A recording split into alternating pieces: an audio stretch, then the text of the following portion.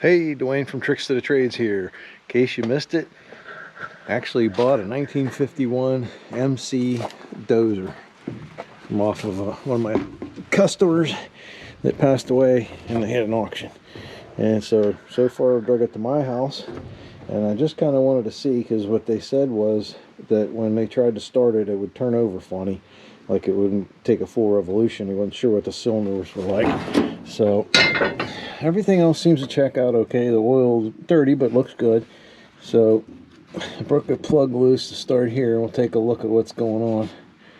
Yeah. Okay, that is not good. That's some moisture. Ouch. That's a little scary. I mean, this thing's been inside since 2014 at least. And I mean, looked in the tank, and I don't have a flashlight on me, unfortunately, but she's pretty clean in there, so that's good. They must have put a little bit of fuel in it, because it's dripping out a little bit when they tried to start it. Put some in, and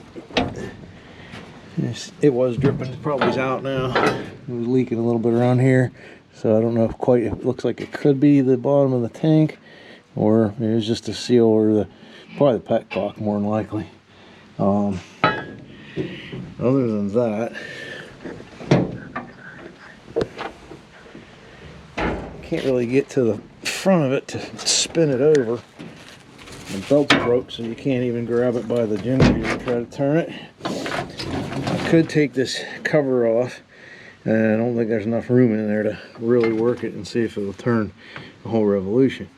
The other thing, of course, I'll probably put a new cap and rotor and all that stuff on it, but there are little tabs missing here, so they just kind of wire tied it.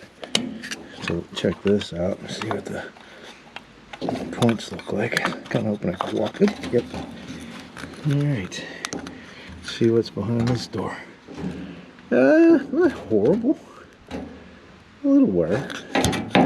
Alright. Rotor looks really good. Oh boy, that cover's on there really good. It's been a while since somebody's had that off, apparently. Oh, there we go. Okay. Well, we're up on a lobe right now. First impressions. Points look like they're brand new. They look really good. I can check the gap, see what we got, but I don't think I have to do anything with the points. I think I have. Yes, I do. I got a feeler gauge right here. Okay. It's been a while since I've used the feeler gauge.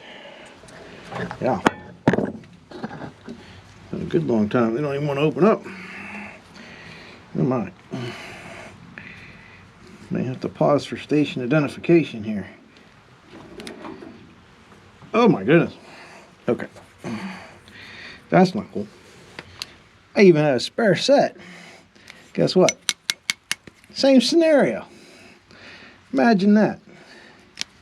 I don't know how these got so rusty when that set stays in my truck. Wowzers. Ooh.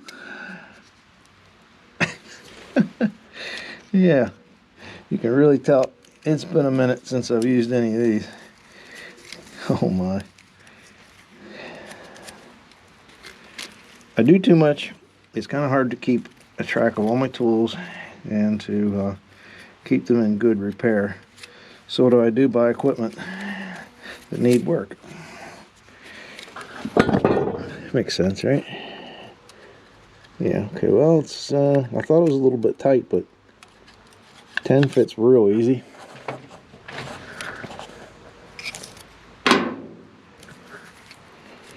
What else we got? Yeah, can't read it either. There's a 12. Let's see. It's going up. I bought 15. Yeah, I think oil is going to be my best friend here.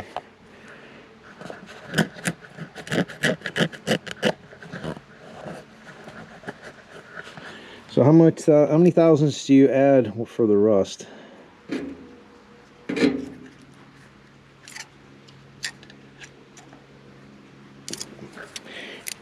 Oh, I've set everything at 19 all my life, but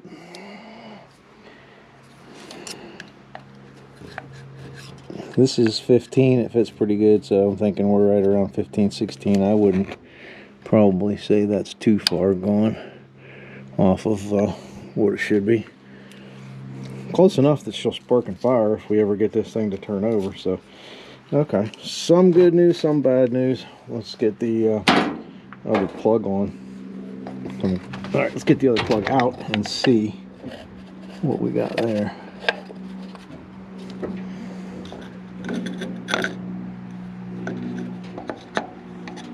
I gotta remember what's what here. Hold 2 wires, you know, I might get them crossed. Get it out of time. You know what I almost just did? A really rookie mistake. And you didn't even tell me. Why didn't you tell me? That's something I haven't done in forever. But then when's the last time I've pulled a cap off? Forever.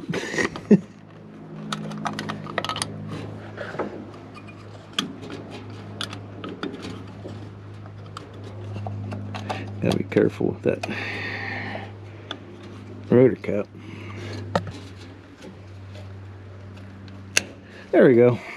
Okay, so that's that plug wire. That guy's down in there, isn't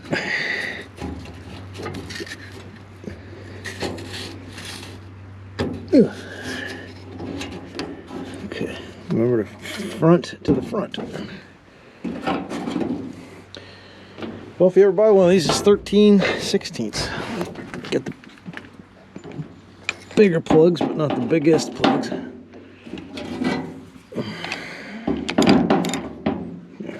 Break this free. This one's not bad. The other one was a little bit. The other one was in there a little bit stiffer.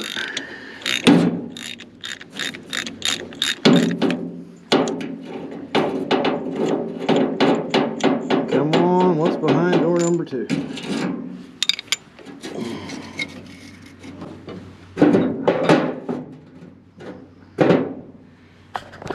That one looks a whole lot better. Let's get the borescope. Not sure how this is showing up on the camera. That ain't good. I can't get it in the hole. The head of mine is too big to get down into the cylinder all the way, but she looks like she's got a lot of crud down on top of that piston, and that's the better one. The back one was the one that had worse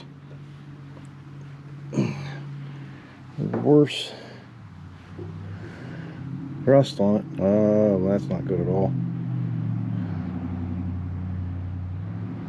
Yeah, she is cruddy. Very dirty, very dirty. I hope you can see it. I apologize if you can't. Yeah. Okay, that was unexpected. Everything else is so nice, and fluid levels don't have any moisture or water in them, so that's kind of a bummer. Well, we're gonna have to put a concoction of special sauce in there and see what we can do. On a more positive note, the gas tank looks really good. That's not bad at all. I wouldn't even worry about that. That's pretty good. All right, and also something I was realizing, that I'm not really looking down at the pistons like I was thinking I was, because the angle of that. Should I get the light on here? See, I'm kind of going in at an angle, not really going straight down the hole.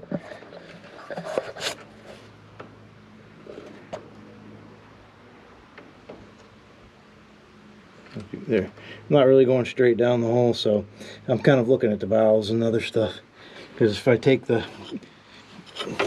light and just shine in there, I'm looking almost straight across. I'm not looking down in the cylinder itself, so it might not be as bad. It might just be mostly on the cylinder head that I'm looking at. Either way, there's definitely some moisture in there. I'm just kind of curious why it got in there. Oh well, but that's probably why it doesn't want to turn over too good. All right, well, let me get this thing soaking. Well, this ain't good.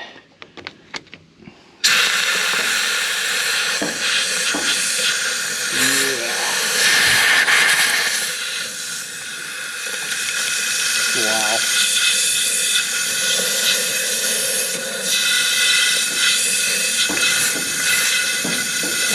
How did that happen? I don't know.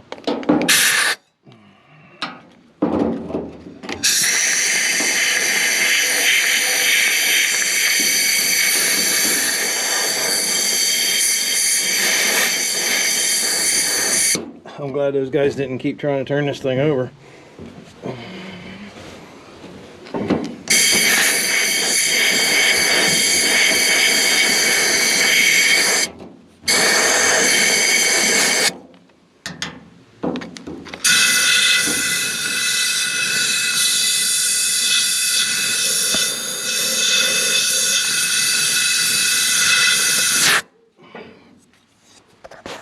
First big hurdle. I can't believe the transformation. Just blowing that cylinder out. This is cylinder 1 in the front, but just blowing that thing out, that's acceptable. I can live with that. Don't know about this one. I'm not even sure what I'm looking at on that one. That one looks weird. Is that that must be the size of the piston? But it looks square. Oh, I see the valve. All right, I know you can't see anything, so. All right, you can't see it on there, but I can see it. So I can see the valves are open. Both cylinders, there's a valve open. And that's probably how some of the moisture got in, especially on this second cylinder. It's the exhaust valve on this one. And if it was outside for any length of time, that muffler's loose. It has a couple holes at the top. So sometime in its life, it was sitting outside, maybe before Chucky got it, that some moisture got in there. But after blowing it out and looking at it more closely, it really isn't quite as bad as I thought. And the line I was looking at was the cylinder head. The way the camera angle is, I'm actually seeing the end of the cylinder head where it kind of goes up, and then there's the valve, and then you see where it's like the cylinder head to the block spot. That's all I'm seeing square. I was able to angle down more and actually get a better look at the pistons in both of them.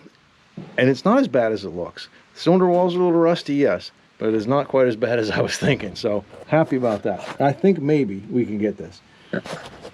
All right, we took the oil bath air filter off, and my goodness, that oil just looks Jim dandy. That is not bad. A little bit of dirt at the bottom, but that oil's pretty clean, so we're just gonna leave that be. So that's good news.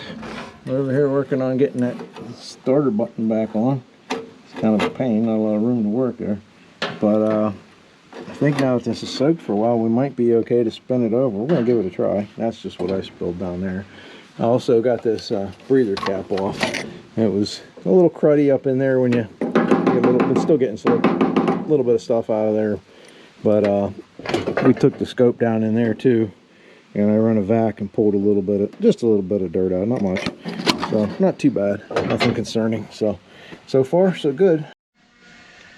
All right, we got enough together. I think we can safely try to see if we can get her to smoke any here. No, no smoke. I just charged that battery up. I think it's okay.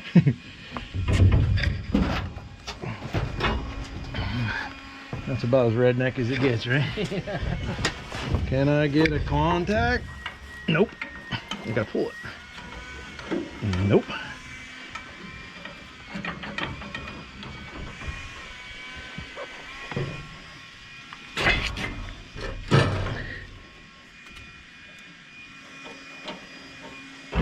Nope.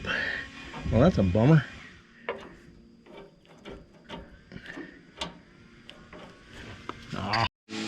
Checked my voltage, and I had voltage on the positive, not the negative, so maybe that was all it was. All right, now try it. Contact. Ow! I'm not sure if I got shocked or not. It might have been a muscle twinge or it was a shock. I'm not sure. It did something. It did something.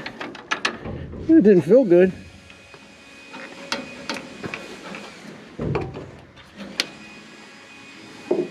Don't touch the ground. Yeah, I think I got shot. Come on. Huh.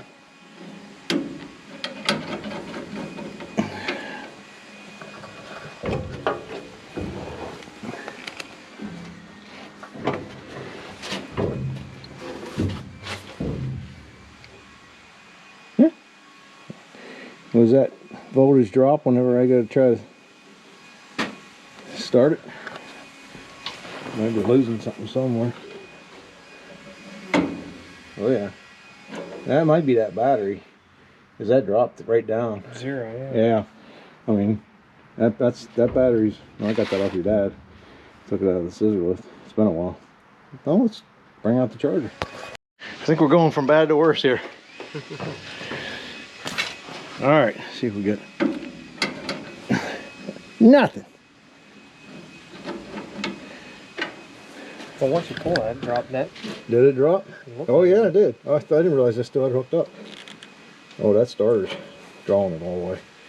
For some reason, something's drawing the voltage away. Might have to give her a wrap.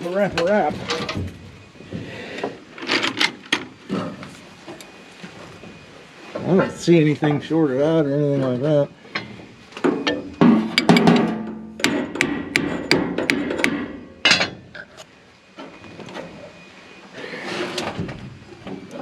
Although that plunger could, theoretically, bottom out and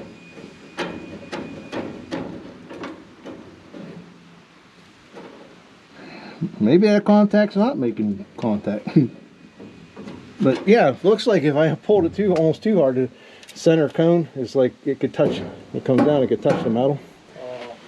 But didn't seem to do that. Let's see if we got any voltage over here. Can I have the negative lead?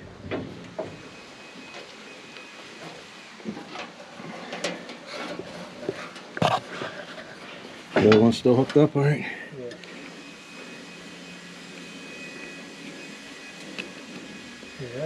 Yeah, 7.65. Okay, so we've got voltage to there. And it drops.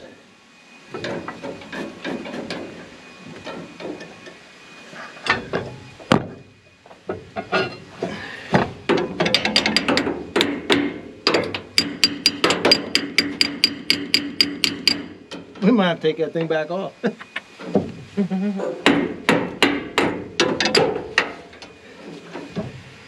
Bummer. It drops every time. Pull it again. Drop it right now. Pull a little harder. Yeah, as soon as you pull it that hard, it's going right to 0. Yeah, I don't know if that's bottoming out in that case or not. But hitting the starter's not cutting the mustard. That should have been enough to...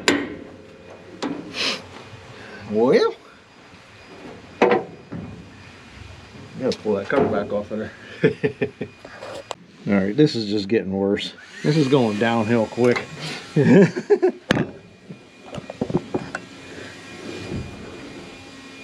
don't even know if I can get this in the camera. Everything that's happening here. Okay, I got it on the stud of the starter. Oh, trying to hold it here and not touch this to the body. I need a better way of holding this guy. That's what it comes down to. I heard it try to plop. Maybe you should come around here and give me a hand real quick. If you touch those together,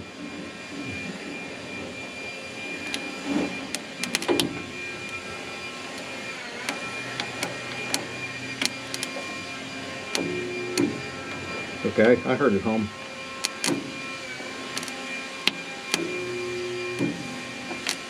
yeah, starter, I don't know if it's a starter or the motor lock. It went, you know, so.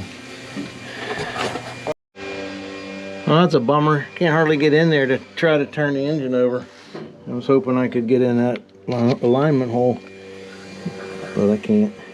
Alright, well, I don't think I can get much further on this tonight. I'm supposed to help out my wife with something, so we are gonna have to leave it at this until the next time.